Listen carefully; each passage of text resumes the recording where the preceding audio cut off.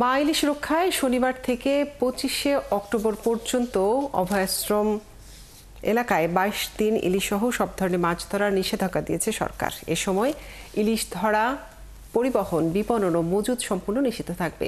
এরই মধ্যে মা ইলিশ রক্ষা কার্যক্রম বাস্তবায়নে টাস্ক ফোর্সের পক্ষ থেকে নেওয়া হয়েছে ব্যাপক প্রস্তুতি। চাঁদপুর থেকে আলামিন ভূঁইয়ার প্রতিবেদন, ক্যামেরায় ছিলেন শাহজাহান মিজি। শুক্রবার মধ্যরাত থেকে শুরু হচ্ছে মা ইলিশ রক্ষা কার্যক্রম।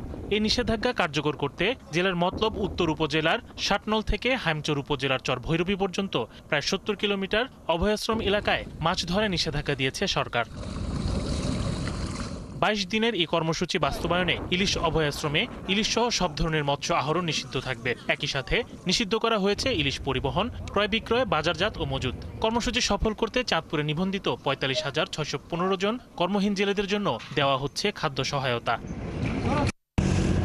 তবে জেলেদের দাবি, এই সহায়তা পর্যাপ্ত নয়। তারা বলছেন, কর্মহীন সময়ে নগদ অর্থ সহায়তা, ঋণের কিস্তি বন্ধ রাখা এবং স্বাভাবিক সময়ে নদীতে হয়রানি বন্ধ করা জরুরি। গাঙা মাছ নাই, কিস্তি না দিতে বেড়ারা আমার বাইতে করে আমতাম মহিলাকে লাগে আমগুলোকে করে নদীতে মাছ ধরা বন্ধ করছেন, 22 দিনও আমগুলো কিস্তিটা বন্ধ থাকে। টাকা টুকা দেয় চাইলের লগে, তাইলে আমরা খায়া বাঁচতে পারবো। অভয়াশ্রম বাস্তবায়নে জেলা টাস্ক ফোর্স কমিটির মাধ্যমে নেওয়া হয়েছে ব্যাপক প্রস্তুতি।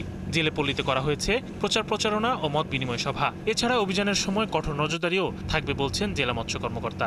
ইতিমধ্যেই আমাদের ইলিশ প্রকল্প পরিচালক মহোদয় আশ্বাস দিয়েছেন যে উনি চাঁদপুর জেলার জন্য বেশি বরাদ্দ দিবেন।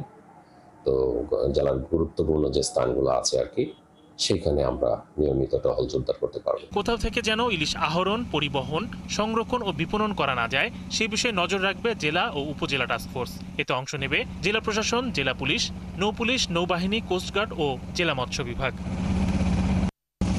শরীফ আজাদ প্রীতম, ৭১। ইলিশের প্রধান প্রজনন মৌসুমে চাঁদপুরের পদ্মা মেঘনায় 22 দিন ইলিশ সহ সব ধরনের মাছ ধরার নিষেধাজ্ঞা দিয়েছে সরকার, যেমনটি প্রতিবেদনে বলছিলাম। এ নিয়ে সরাসরি জানাতে আমাদের সাথে চাঁদপুর থেকে যুক্ত হচ্ছেন সহকর্মী আলামিন ভূঁইয়া।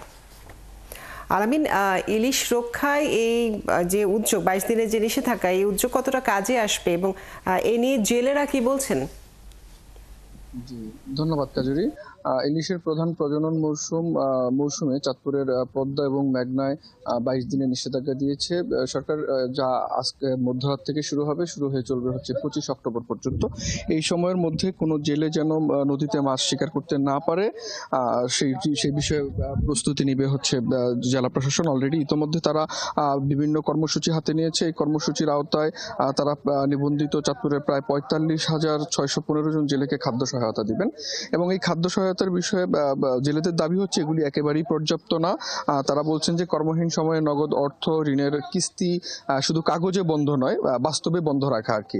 অর্থাৎ বিভিন্ন সময় দেখা গেছে এর আগের যে নিষেধাজ্ঞাগুলো ছিল সেখানে সরকার একটি কাগজে নির্দেশনা দিতেন সংশ্লিষ্ট এনজিও গুলো যেন কিস্তি না নেয়, বাট এই নির্দেশনাটা কখনোই কোনো এনজিও মানেনি। তাদের এনজিওদের দাবি হচ্ছে প্রশাসন থেকে বলা হচ্ছে জেলেদের কাছ থেকে কিস্তি না নেওয়ার জন্য, কিন্তু তারা বলছেন যে তারা তো কোনো জেলেকে কিস্তি দেন না, তারা কিস্তি দিচ্ছেন হচ্ছে জেলের পরিবারকে। সুতরাং পরিবারকে কিস্তি দেয় এই যে শুভঙ্করের ফাঁকি টাইপের যে ব্যাপারটা, যে একদিকে প্রশাসন বলছে যে জেলেরা এই নিষিদ্ধ সময়ে কিস্তি দিবে না, কিন্তু এনজিও গুলো ঠিকই তাদেরকে বাধ্য করছে এবং তাদের এই বাধ্যবাধকতায় পড়েও কিছু জেলে মানে নদীতে মাছ এই নিষিদ্ধ সময়ে মাছ শিকার করেন। এটা তারা একটা অজুহাত হিসেবেই বলছেন যে এই যে নিষিদ্ধ সময়ে যেভাবে তাদেরকে নিষেধাজ্ঞা দেওয়া হয়, সেই নিষেধাজ্ঞার সময়ে যেন একই অবস্থা যেন এনজিও গুলোকেও করা হয়, একেবারে বাধ্যবাধকতার মধ্যে নিয়ে আসা হয়, যেন তারা কোনোভাবেই কিস্তির আদায় করতে না পারেন, সেই বিষয়টি বলছেন যে জোর দিতে হবে। এছাড়া ইলিশের উৎপাদন ব্যাহত হওয়ার পিছনে জেলেরা বলছেন যে শুধুমাত্র এই নিষেধাজ্ঞা দিয়ে ইলিশের উৎপাদন বাড়ানো যাবে না, এইসবে যে নদীতে যে নদী দূষণ এবং চর জেগে ওঠা সেগুলোকেও সংস্কার এবং প্রয়োজনীয় ব্যবস্থা নিতে হবে, তাহলেই এই যেই সরকার যে কার্যক্রম হাতে নিয়েছে সেটি বাস্তবায়ন হবে।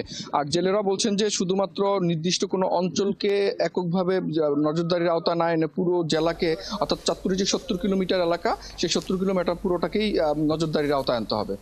কাজরি। আলামিন, আপনাকে অনেক ধন্যবাদ যুক্ত থাকার জন্য। দর্শক, চাঁদপুর থেকে নিষেধাজ্ঞার খবর জানাচ্ছিলেন আমাদের সহকর্মী।